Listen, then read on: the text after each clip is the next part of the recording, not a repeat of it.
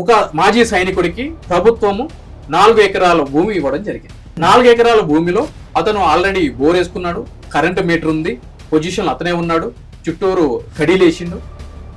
అదేవిధంగా దానికి సంబంధించి పాత పాస్బుక్ కూడా ఉంది. నన్ను ఎప్పుడైతే కనుక అప్రోచ్ అయ్యారో నేను ప్రొసీజర్ ప్రకారము అతన్ని ధరణిలో అప్లై చేయడం జరిగింది. కానీ ఇవ్వకపోతే హైకోర్టులో నేనే రిట్ పిటిషన్ వేసి డైరెక్షన్ తీసుకుంటే అప్పుడు పాస్బుక్ ఇవ్వడం జరిగింది, కొత్త పాస్బుక్ ధరణి ప్రకారం. అది ఇచ్చిన తర్వాత అతని యొక్క భూమిని అతనికి ఇచ్చి కూడా 30 సంవత్సరాలు దాటిపోతుంది, 10 సంవత్సరాలు ఇబ్బంది.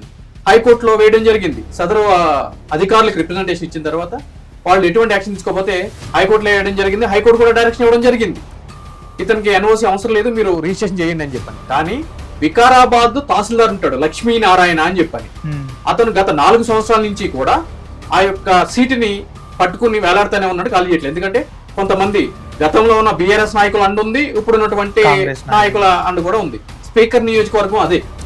సో అతను ఏం చేస్తాడు అని అంటే కనుక ఈ ఆర్డర్ కాపీ అవన్నీ ఇచ్చిన తర్వాత వెళ్ళిన రే నీ భూమి ఇప్పుడు కాస్ట్ ఒక 5 కోట్లు 6 కోట్లు ఉంటుంది, నాకు 20 లక్షలు హైకోర్టు ఇస్తే నేను చెయ్యాలా నీకు అని చెప్పని ఆర్డర్లు ఉన్న తర్వాత కూడా 2 సంవత్సరాల నుంచి తెప్పిస్తుంది ఆ లక్ష్మీనారాయణ అనే వ్యక్తి తహసీల్దార్.